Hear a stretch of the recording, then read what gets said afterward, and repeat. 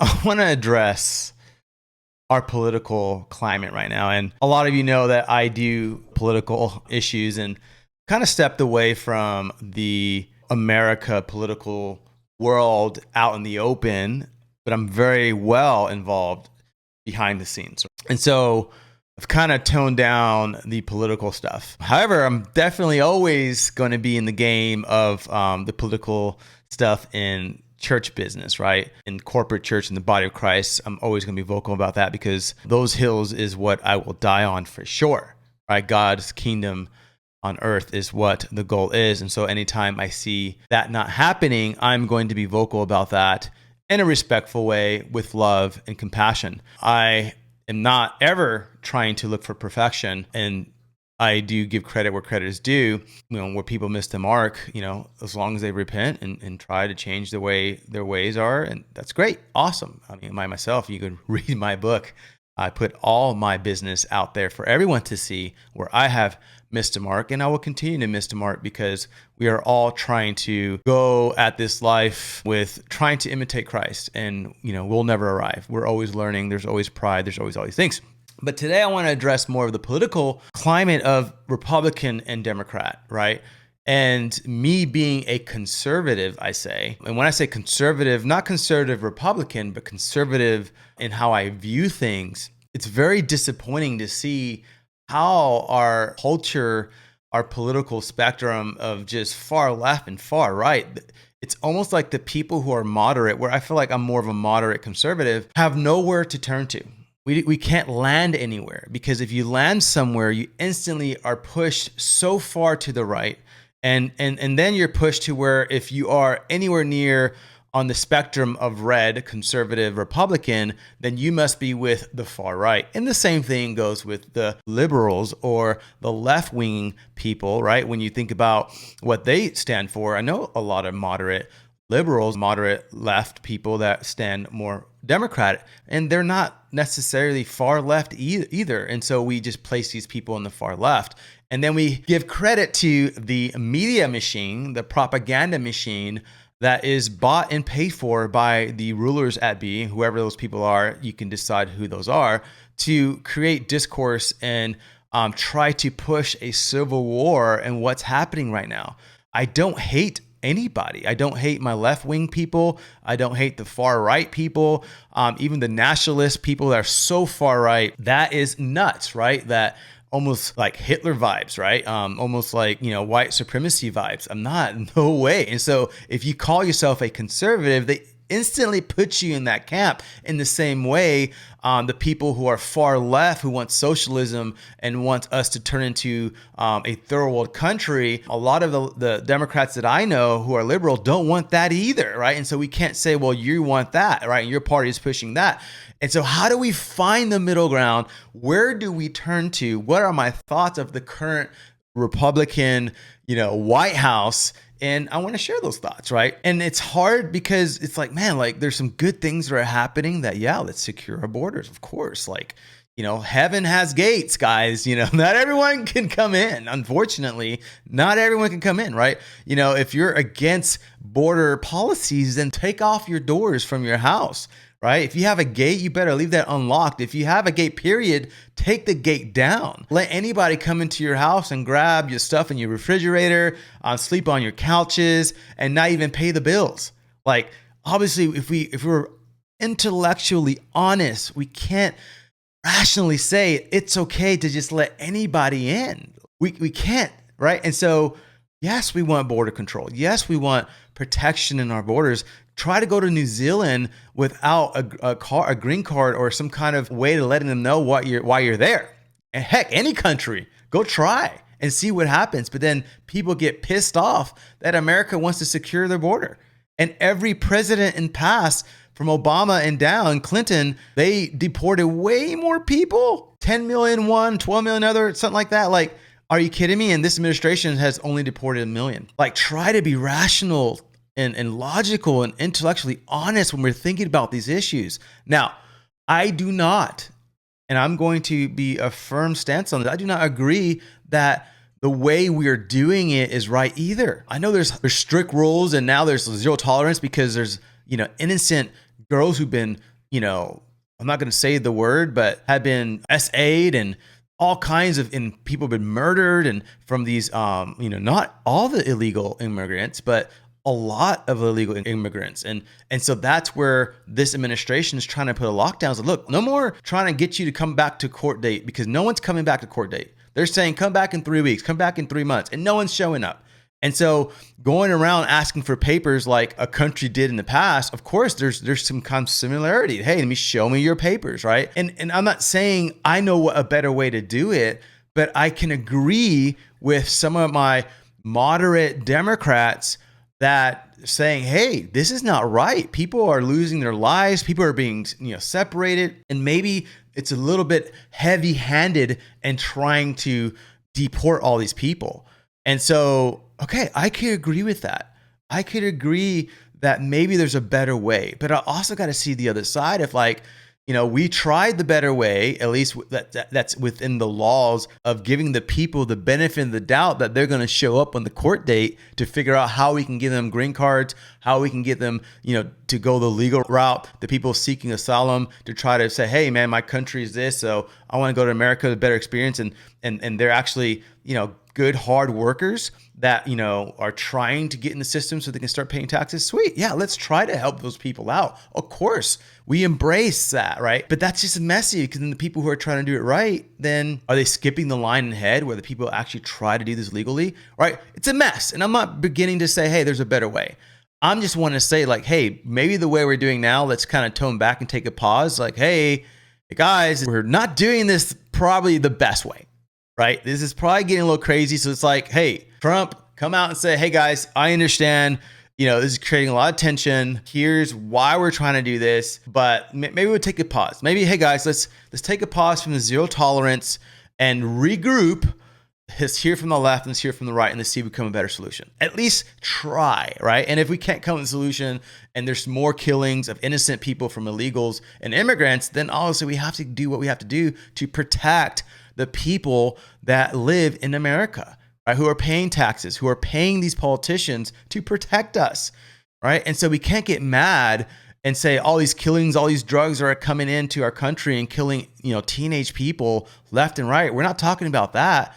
All the drugs are killing teenagers, right? From these immigrants that are coming in, right? Is that everybody? No. It's a lot of them, right? And so we can't get mad at that. Politicians do something about it, and then do something about it, and then we're getting mad at they're doing something about it, right? So let's come in the middle ground. Let's have a conversation. The minute we stop coming to the table and having conversations is the minute we lose. And believe me, China, Russia, right? All the people that do not have America as first are wanting this. They know, if you think about it, they know they cannot beat us with military power. Just cannot. I mean, if you look at how much military equipment we have in America, it's nuts. You look at a video that shows all the different countries, and it's a bar chart, and then the second most military equipment, I forgot what it is in the millions. And then they're here, right? And all the other countries kind of fall down here. Well, in America, it goes from second, and America's first, and it goes all the way to up here. It's not even close of how much military equipment and power we have as a country, right? So they know they can't beat us. So how can you beat a country that you can't beat with your military? Well, you divide them, right? You divide them and make them against each other. And I feel like it's happening. You got to be a fool to believe that China and Russia and really the powers that be that don't want this nation to thrive, whether it's inside America or not, is not funding propaganda and InfoWars and things that just creates confusion, and using AI to populate stories on your feed that just you like and just makes you mad and angry at the other side. Trust me, I see it. People send me crap all the time about, this is what right people are doing and this is what the left is doing, both sides, right? I see it. And man, it's are we really going to allow them to divide our country and beat us? Because the direction we're going, we're one accident killing away, from a civil war. We're one big event that happens where we're so pissed off that we don't want to even hear anybody anymore, right? And because we're just buying into the noise, we're buying into, is it a real problem? Of course, but let's come to the table in peace, not in violence, right? If ICE is taking these people away and you're mad about it, then write to your legislatures. Protest peacefully, right? Don't block the vehicles of which they're law enforcement. What do you think they're going to do? They're going to do what they're told to do. We're acting like it's the ICE agents that make the decision. No, it's the leaders giving the orders. So you're getting mad at these people supposed to be doing what they're supposed to be doing. It's like getting mad at the McDonald's person because the McDonald's burger costs $5. I'm like, bro, I just work here. Just trying to serve your burger. I'm just enforcing that you owe me $5 for this burger. I'm not in charge of what's in the burger. I'm not in charge of, how much it cost you. I'm not charged anything. I'm just here to take your money, to put in the register and take your order and serve you your burger. That's what I'm here for. And then you get mad at them for the price. You get mad at them because they're not healthy. That's what we're doing with these ICE agents. Now, are some ICE agents maybe going over an extreme, slamming people and all that? Maybe. Yes, maybe. I've seen the videos. But to say that's everyone, to say that, man, these people are just working and doing what they're supposed to be doing, right? I was told to do this and I'm doing it, right? And so, of course, again, I see the heavy-handed response of innocent people being murdered by these immigrants. Not all, but violent immigrants. I see that. But we can't just throw everything out. We can't just say, well, then just stop it all, right? Because then more of that's going to happen. We also can't just start, just taking anybody who looks like they can be an immigrant, right? We can't do that either. And so what is the happy medium? I saw a video where ICE agents came to a house that was getting worked on, and they're laying the foundation on cement, and they came and arrested them. And, that sucks. I hate seeing that. There's just guys that are working hard for their family. Yeah, maybe they came in illegally, and maybe just coming to them, hey, we're not playing anymore. Like, you got to show up. Here's the hearing. You better show up. We know where you work. We've tracked you down. We know exactly where you are. This is your last warning. Go show up and try to do this illegally, or we're going to have to arrest you. Like some kind of warning like that. Maybe. I don't know. Again, I'm not in this world. And so my hope is that we wake up and we stop buying into the propaganda of fighting each other, because what, again, the enemy wants is for us to destroy each other. And so far with just social media, I know social media just polarizes everything. And I know, most Americans are not buying into let's fight each other. And so when you start sharing content that's polarizing, you're just adding fuel to the fire. You're just helping the algorithms to push the content that doesn't need to be pushed, right? And so I'm not saying it's the left and I'm not saying it's the right. All I'm just saying is, like, are there anybody who's moderate on both sides? Is there anybody out there that's left? If there is, start talking to the extreme side of your party and talk them down and say, you guys are crazy. I'm not supporting that. You guys are way too far.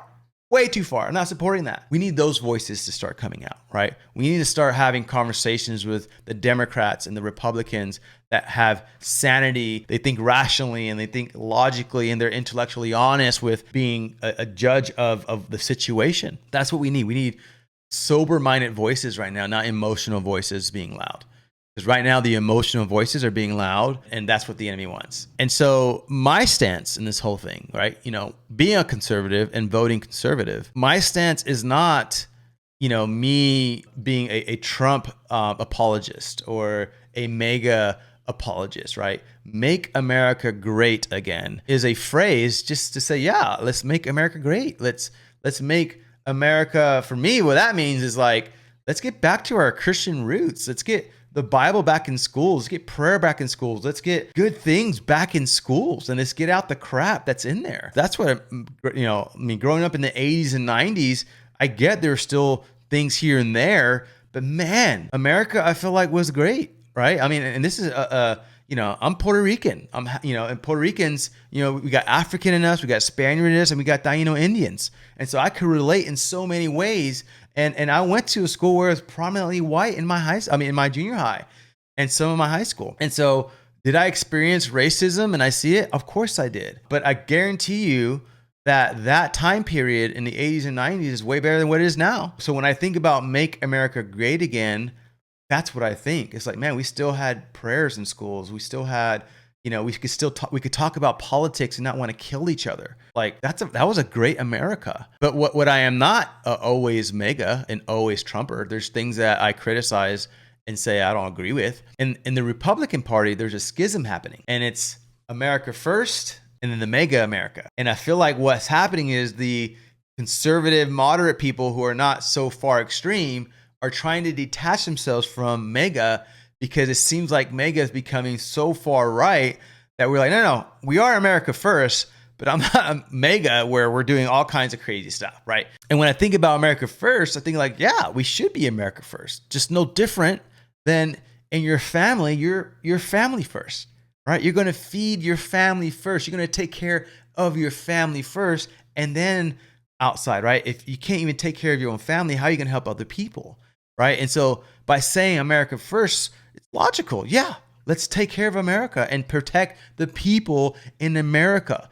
It's when you start to say America is better than you, when you start saying we are the best country in the world, I think, because it's the most freedom, right? But we're not the best country in the world where I'm saying we're better than other people. Like we have this pride of like, we look down on everyone else. Like that's the side we got to stop. We can't have that. Saying that America is the best country to live in the world, it's fair to say that. And of course that's our opinion. But when you look at the free world and opportunity and the economics and everything around that statement, it would say, okay, yeah, America is probably one of the best countries, if not the best country to live in. But to say we're better than everyone else, to say like you guys suck and we're better than you, that's where I will not subscribe to. I will say America first. I will say protect our borders. I will say, if we see people like Nigeria, right, Christians being slaughtered, like let's not allow that to happen. And same thing with the Palestinians. It's like not allow them to get slaughtered, right? If they are getting slaughtered, if Israel is being careless with how they're, handling Gaza, let's be vocal about that. That's being America first, and also protecting people that can't protect themselves. We can't fight everyone's wars. We cannot. Right now, we're fighting our own war inside, which is just more information wars. Who's got the right information, this perspective versus that perspective. And that's why I kind of stopped talking openly about it on social media about politics, because it just feels like people just don't want to hear your side. And they don't know your heart. They don't know you personally. So they just think you're the enemy. Where if you sit across a table and have coffee with me, I want to listen to your side. I want to have understanding. And my liberal friends, will tell me, I appreciate that about you, that I can talk to you and you're willing to hear and listen to what I have to say. Like if we stop doing that, then we're just savages. We're just barbaric people. We only care about our side. And so America first is not mega. Right? America first is saying, let's take care of our people, both on the left and on the right and everywhere in between. Let's take care of the people who are coming in here legally, that want a better future, that are leaving these countries that are god awful, who are oppressing these people. Yeah, let's help people. We are all immigrants, right? When we think about here in America, right? We all came here by boat. Somehow, right? And so this is a bit of a rant, but I wanted to just speak into the noise that's happening out there and try to be a voice of reason, a voice of, hey, let's be more peaceful about this. Let's not continue to promote these polarized ideas, and let's come to the table with rational thoughts, right? Let's not always be a Trump hater. Every time Trump does something good or bad, it's just, I don't care. I just hate him. That's, a war where things were, hey, that's actually a good plan. Hey, the tariffs actually did work. Look what happened. Hey, there is more peace in these places, right? Like whether he puts a statue of himself, he calls things and, he acts pridefully and arrogantly. Okay, we can have that conversation. But there are some things that he is doing okay, right? We can't say that he's doing everything evil and horrible. And the same thing, we can't say that Obama and Clinton and, Joe Biden, we found out that he wasn't even making the decisions. But we can't say everything the administration did was horrible. We can't, because then again, we're just creating, we're just in our echo chambers, in our little box, our little dome of people just listen, saying what we're saying, and we're not trying to be intellectually honest, right? And so let's try to separate from the noise. Come to the table with peace. Come to the table with your ideas. Come to the table wanting to listen to each other with an open mind, right? Calling a spade a spade. If there's things that are going bad, then let's call it out. If things are going good, then, let's applaud it. But then just to blanket, just say everything's horrible, like we're just buying into the propaganda. We're buying into exactly what they want us to do, which is to be divided. So I don't want to do that. I don't want to try to be a voice of reason. And I'm hoping that the moderate people will start speaking up and start saying, hey, let's come to the table again. Let's have meetings and in open meetings and having, the left and the right up on the panel and having conversations, and start really thinking about this stuff and debating things with honor to try to find out real solutions, not create more problems. And so that's my 2 cents. And again, I'm just not a person that's talking on social media and being a keyboard warrior. I mean, there's things that we're doing behind the scenes. Here in Hawaii, obviously, that's where I live. So I am at a local level, there's things that we're doing to try to create change, not just complain about things, but to actually create change. And so if you're going to complain about this country and all you're going to do is protest, okay, go protest. That's fine. What are you actually doing for your community other than getting paid to go protest? Everyone getting paid to get protest? No. But the people who are organizing are, right? They are getting paid to protest. And I get it. That's part of the American freedom, right? First Amendment right, freedom of speech. But let's do it peacefully. When you start not doing it peacefully, then bad things start to happen. You start pushing people to make a stupid decision after a stupid decision after a stupid decision, right? So let's not do that. Let's come to the table. Let's have conversations, and think about it. Ask yourself, what am I doing to actually make a change? Or am I just complaining about it and whining about it? Or am I actually doing something behind the scenes? Am I actually doing stuff that's going to help make it better? Ask yourself that question. If I share this story, if I share this post, is it going to add value to what's happening, or is it going to create more discourse? That's the kind of questions you need to ask, because if you don't, then America will be doomed, and there will be a civil war, and there will be chaos, because we're buying into the propaganda machine that wants us divided.